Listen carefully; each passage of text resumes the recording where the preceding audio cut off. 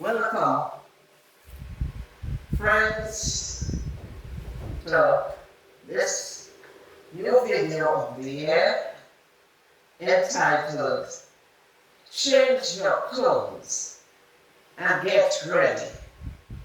As you saw from the clip, it was the beginning of the first video that I made when I received the call.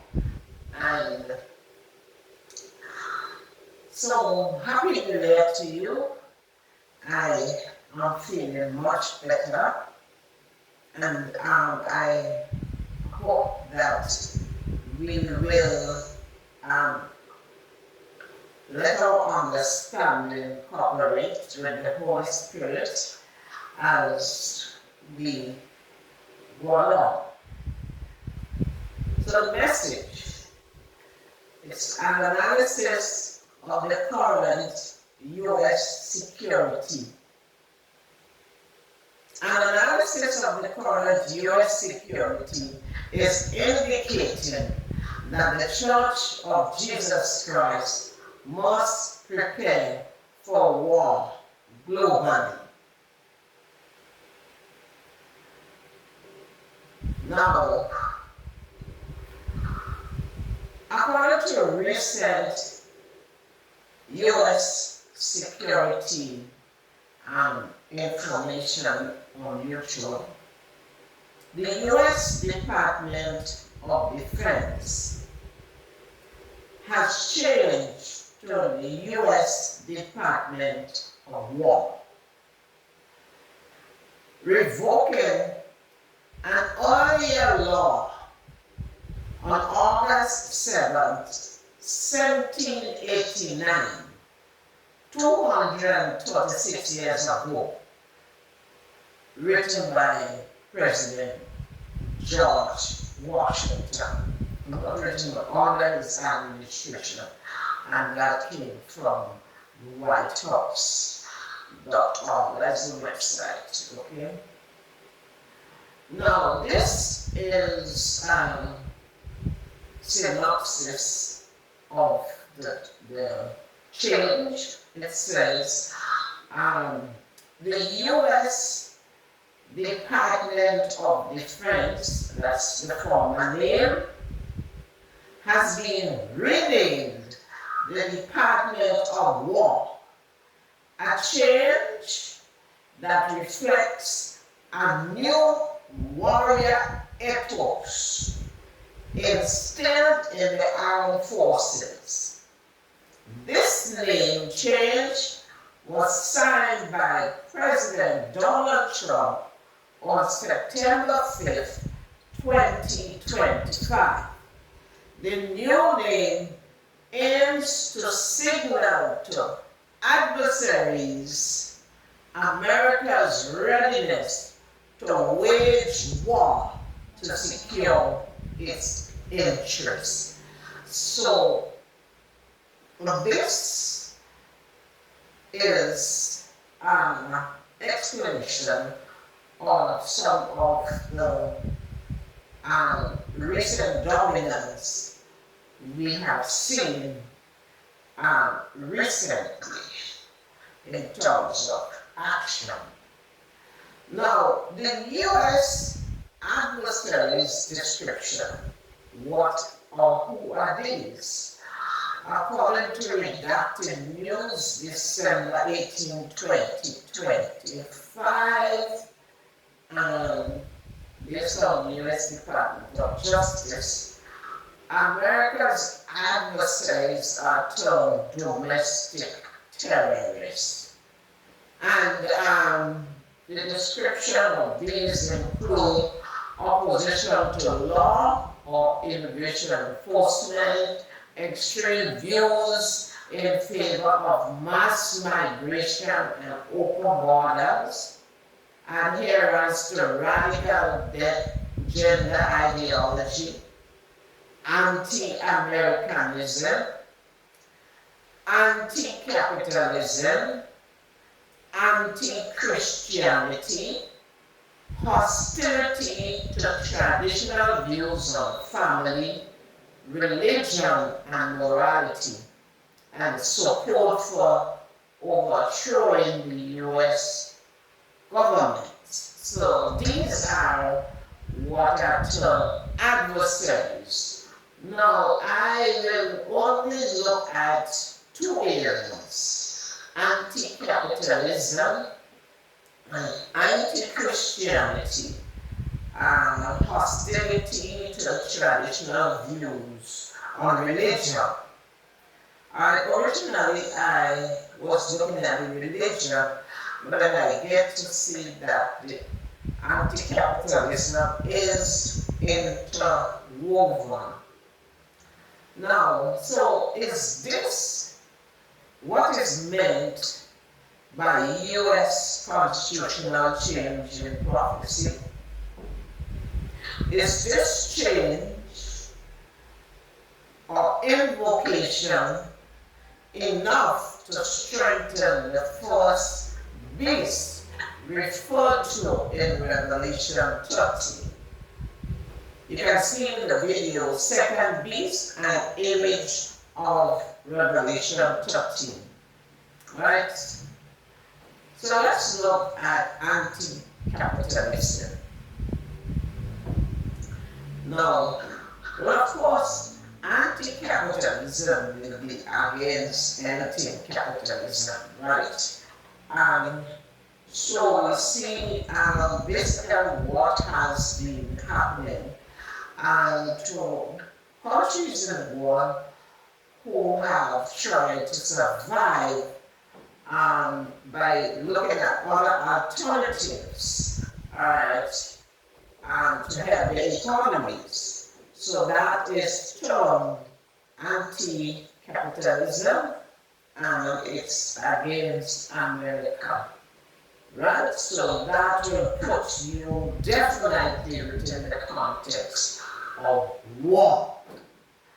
And so we have economic war, which I call it that this economic war includes trade or market blockage of goods and services, or censure or seizure of financial assets of a trading country or a superpower by a superpower, or otherwise aimed at subjection or defense. So, like we've seen happened recently in Venezuela, which is the most recent happened in Venezuela, where we actually see a siege.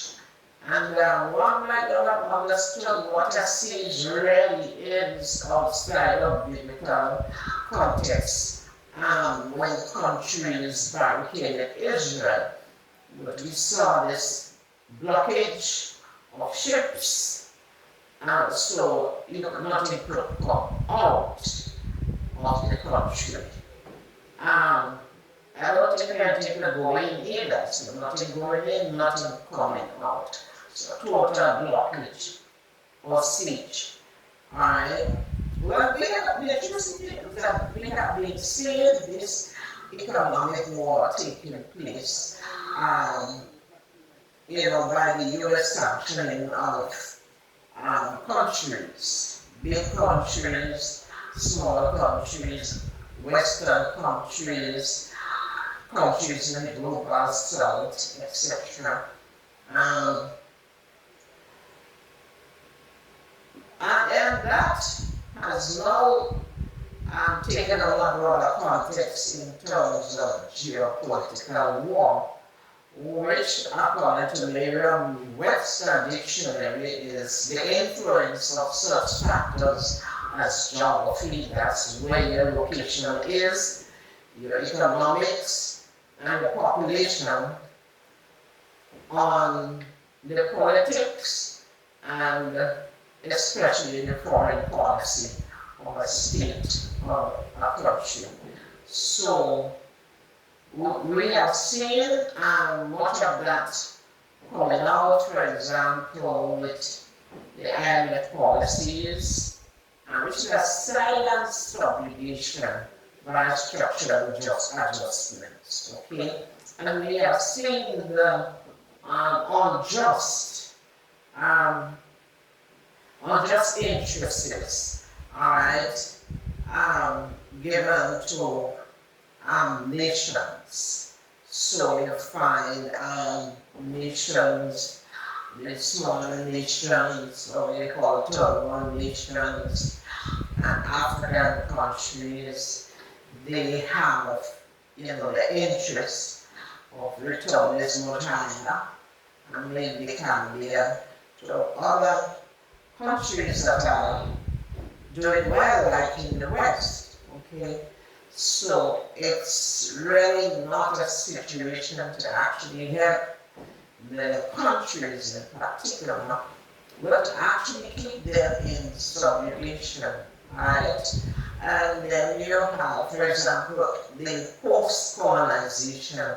It's very common seen with African, and we're talking about this Africa, we're talking about quote unquote the nations that were involved in slavery, as well as the African continent who have minerals, and so we see the continuation of exploitation of minerals and manpower and trade. West Africa is an example where we saw, and France where we saw West Africa actually fought France. Right, well, that's just one example, because recently we also saw the United States and going to Nigeria and other countries all over. Because as we go on further, that's why I had to put this one into the as part of the religion, because we would see later down that these lands, they are laws. There's a law as it's a post-colonial. It happened after the slavery law. I think the law is in 1898. You don't hear much about it, but it's written down in the encyclopedias and so on, and the lawyers will know it. If minerals are found on your property, you're supposed to give it up. That is what the law. But that is what we saw African countries, for example, fought against, and so European masters. Alright, some countries maybe still have submitted themselves and the countries to the law, but these are some of the justifications that the superior power is using, and particularly might be using, the US might be using as well in South America,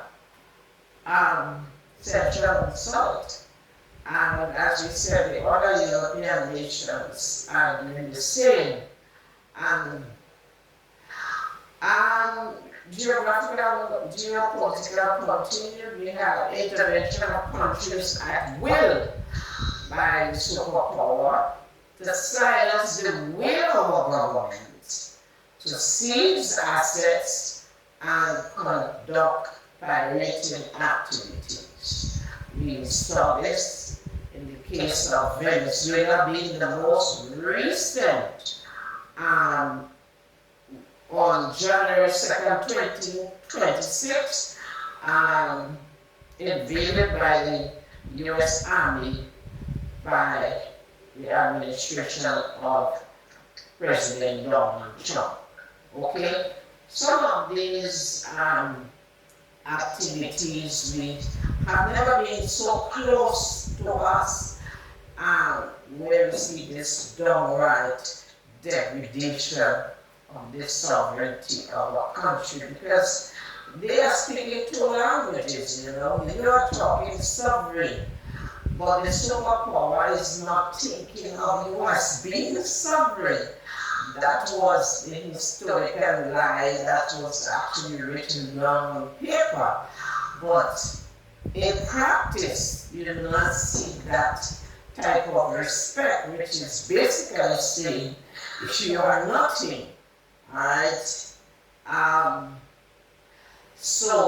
But we do have international policies that govern the behaviors of the countries, and so we see the international bodies are actually talking and acting. But in relation to the United States attitude in general by this reigning president, one is getting a totally different picture. It's like you are there or you are here, but I am there. Alright, totally and completely disconnected to you, and I'm not listening to what you have to say. I am in control. Okay? So that's basically it, where we have it now with this superpower. And we have other sanctions that we see at will, right? Not asking for any prior consultation and so forth. So the idea of capitalism is actually violated by the same president. It's more like an autocracy rather than a capitalism, But is it not talking about capitalism? We're talking about yes, capitalism must be the assets. But I was stating democracy when I was making that point. Alright, capitalism must be the point. So let's look now at anti-Christianity. Anti-Christian. So that was one. You are against capitalism, and this is how you will be treated. You'll be sanctioned, you'll be invaded, you'll be punished in different economic means and so on. Like we saw siege in Venezuela and other punishments, economic punishments. So we don't force you to subject yourself. And one is asking the question whether that is really the meaning of what the prophecy is talking about, or is there something yet more forceful to come? But let's look at anti-Christianity. And that anti-Christianity means going to church on Sunday, go to church on Sunday. You can see my videos spilling top with mud. Alright? Now, what we want to note very carefully is the claim of backward movement. Alright, in support of US domestic terrorists under the Department of War. It is nothing new, right? Nothing new. What you have is a going back on old policies and old laws. And we need to watch that carefully, because that is what the question means when it says going back. Is what it means holding the hands of the beast of Revelation 13. We go back to strengthen the hands, where we see, so we keep going back. Alright, so we saw for the Department of War itself, we saw the revoking of that US law, war in August 1789, that's 236 years ago. Alright, so that is not nothing new. It's not a new law, it's a revocation of the law. They invoke it. Alright.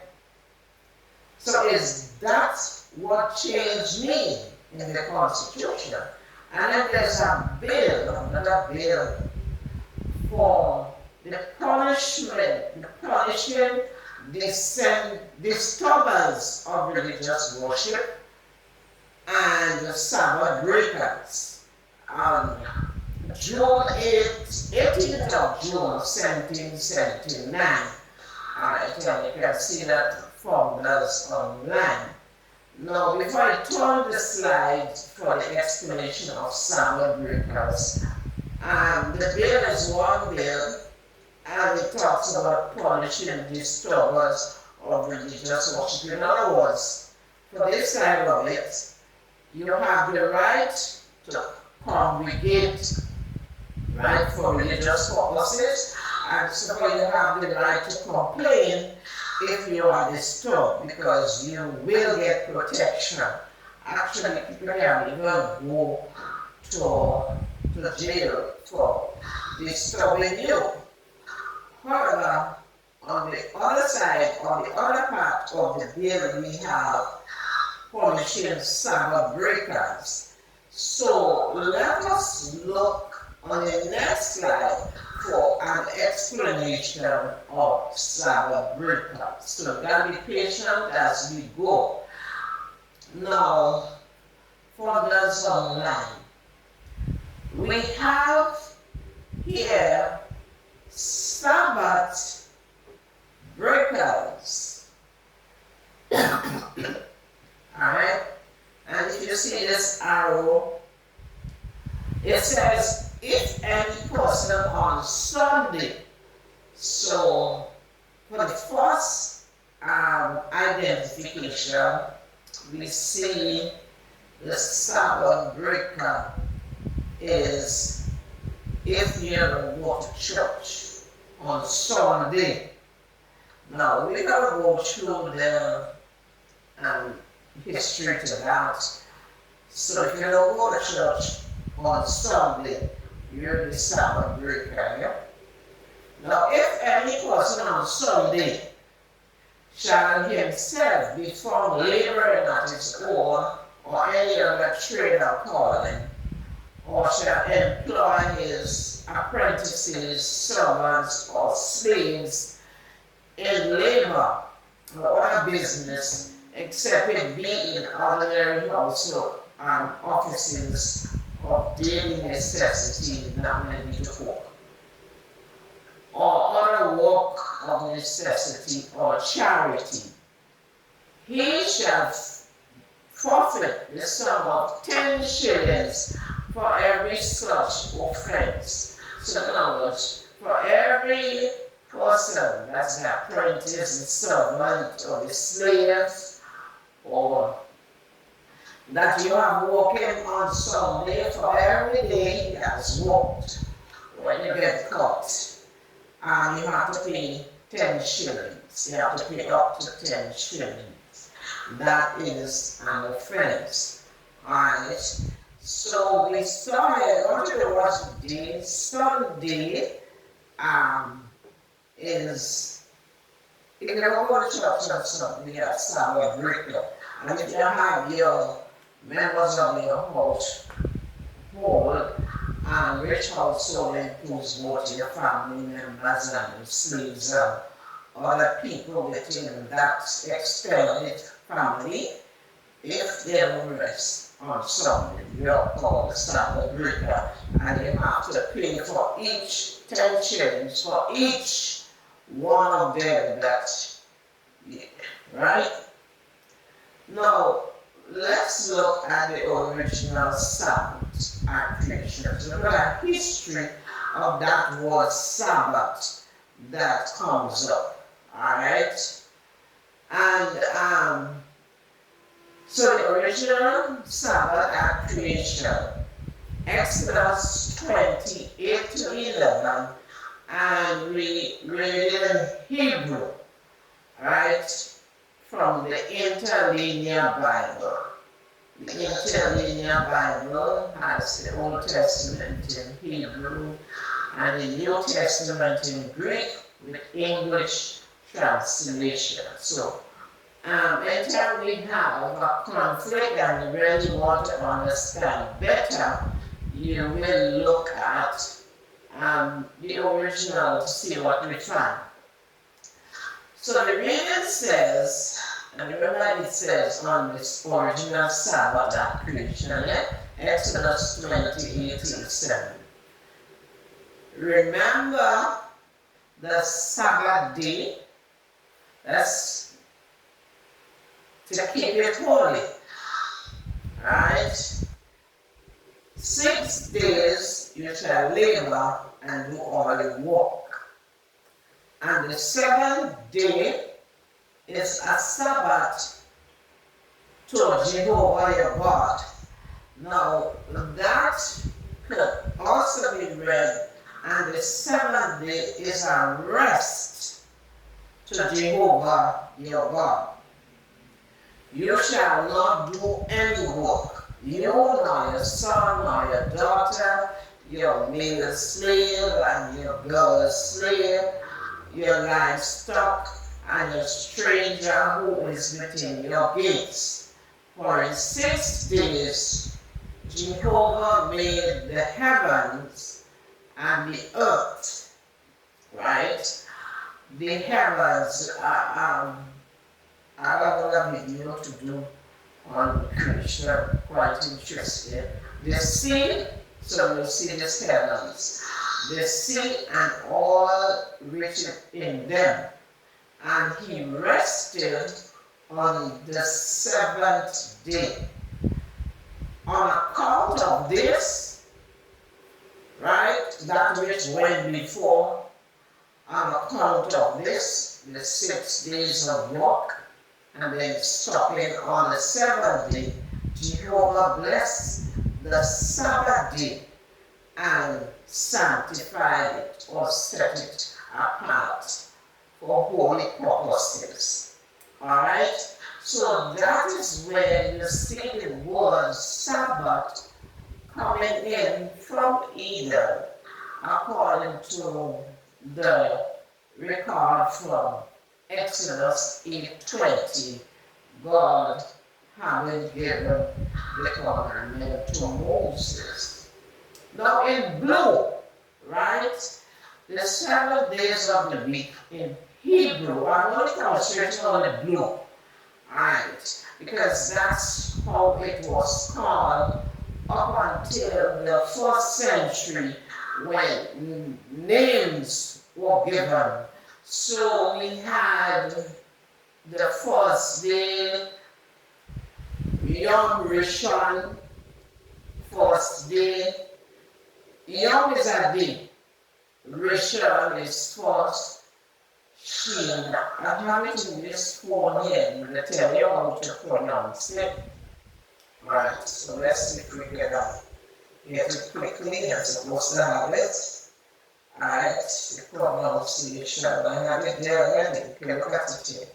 So, the other, stress the last syllable. Rishon, alright, Shini, or Shinai, Shil, She, 3rd day. 4th day is Revi, or I, and that's 4th day. Then you have Chami, She. I never see Chami, I didn't go in the Hebrew alphabet, I went in the Greek alphabet, right? So I'm still is the letter I or E, and A. Shami, She, or Shami. And the 6th day is Shishai, 6th day.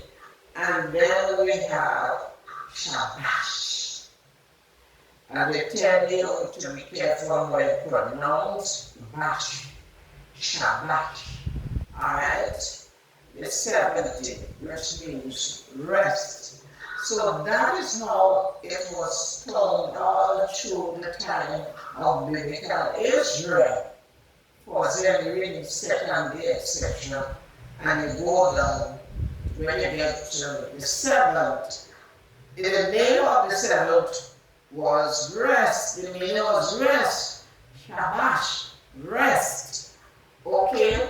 So that went on because Israel was okay until we had the first century when the Romans gave names to these days. And these days will not have to do, because see, you don't understand, the Romans were pagan, right? And remember, the Romans conquered Israel, and of course the whole territory.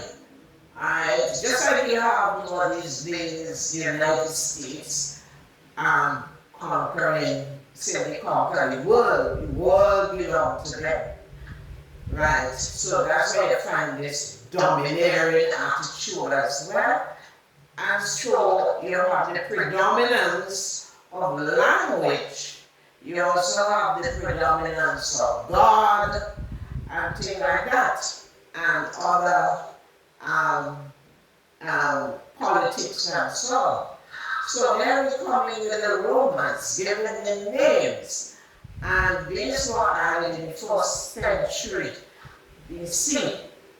And so this structure was deeply symbolic, aligning the daily life with the heavens. And so it had nothing to do with the meaning as was with Israel. So you had Sunday, it was the day of the sun. Okay, so you had heavenly bodies, the day of the sun. Monday, the day of the moon. Alright. Tuesday, we have the day of Mars. And here we have now the god, Mars, God of war. So we actually see the idolatry there, the use of the term God of war, God.